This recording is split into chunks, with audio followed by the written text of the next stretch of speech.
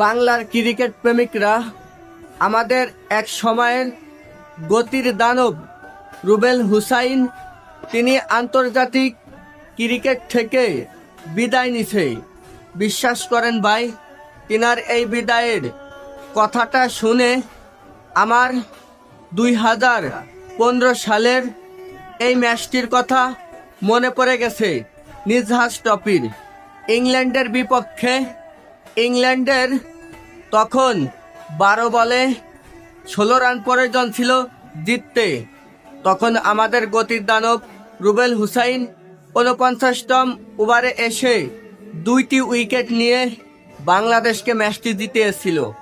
ভাই, আপনাদের যদি রুবেল হুসাইনের এরকমের কোনো ম্যাচের কথা মনে পড়ে তাহলে আমার কমেন্ট বক্সে বলে দেন। আর রুবেল হুসাইনকে আপনারা কে কে মিস করবেন অবশ্যই কমেন্ট বক্সে বলে দেন।